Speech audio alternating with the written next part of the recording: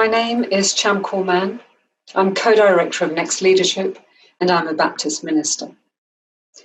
I want to spend a few minutes talking about one of my heroes. So please indulge me as I give a shout out to them. They're not your typical hero, not in the order of Marvel Comics or DC.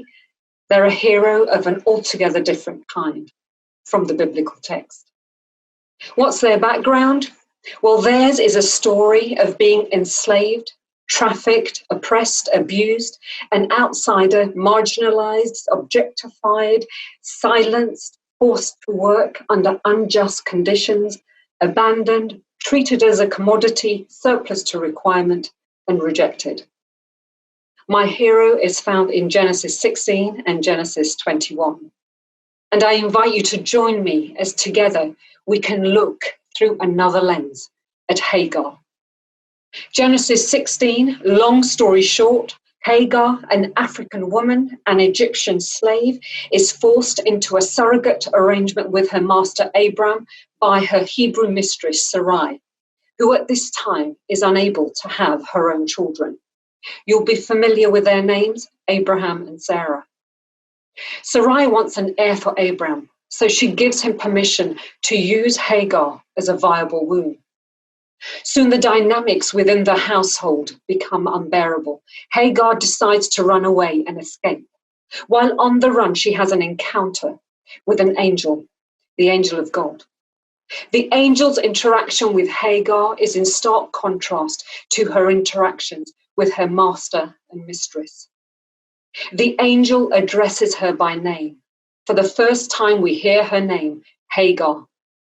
The angel recognizes her humanity, listens, seeks to understand her situation, gives her advice, blesses her with a promise.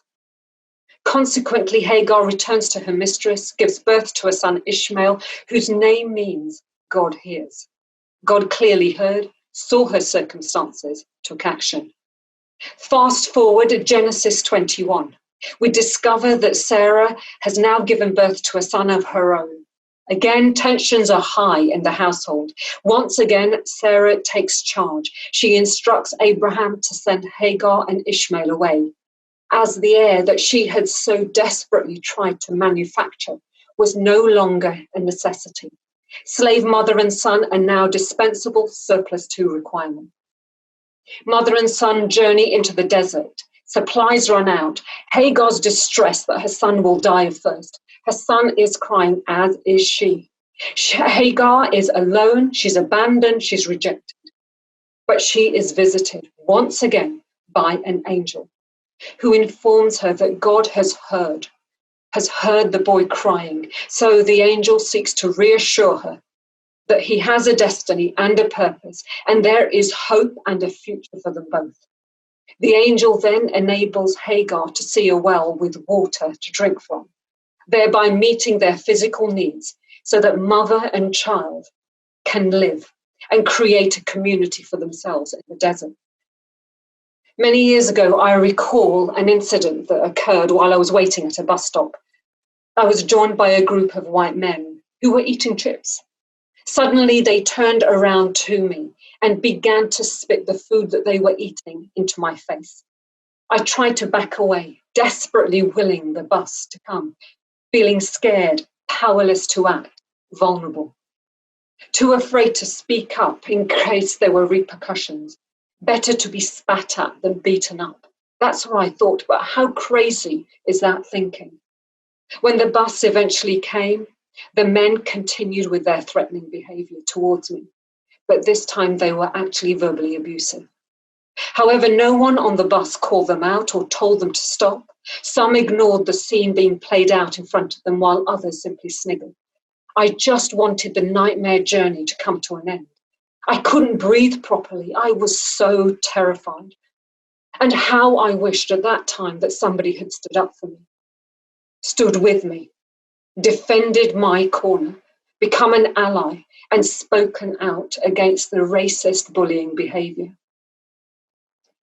Yet there have also been times within our own church communities where I and others from Black, Asian, minority ethnic communities have also experienced overt racism, sexism, conscious and unconscious bias, microaggressions, being patronized or even bullied by our own Christian brothers and sisters.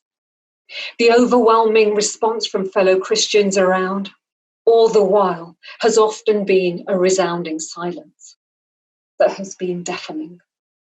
Some simply choosing to do nothing, others pretending that they never saw anything and walking away, not calling out the injustice for what it is, while others very kindly offering to pray. And believe me, I welcome prayer, but perhaps at that time, action needed to be taken. Others colluding rather than confronting the offence and the offender, and failing to change things for the better. Looking at Hagar's story, my hero, I'm struck by a number of things. It occurred to me that over the years, I've never encountered Christians reflect on Hagar's extraordinary levels of strength, courage, initiative, resourcefulness, her tenacity, her determination. No one has ever applauded her will to thrive, not simply to survive against all the odds, as she navigates racism and sexism as a slave, as a woman. The only attention afforded to Hagar is usually through a lens of suspicion, negativity. The other, the minor character, the dispensable one, looking down at her. But equally, I'm also intrigued, or perhaps disturbed is more of an accurate description, at how the same level of suspicion hasn't been afforded to Sarah. People have rarely critiqued or called out Sarah's behaviour as being problematic, or Abraham's collusion towards Hagar as being indefensible, unbiblical. After all, as Hebrew God followers, both Sarah and Abraham indiscriminately exercised power and privilege against Hagar to dehumanize a fellow human being, all an affront to the image of God. However, what's also startling, but also wonderful in Hagar's story, is that God himself steps into her situation. God himself responds because his own people failed to act, failed to do the right thing.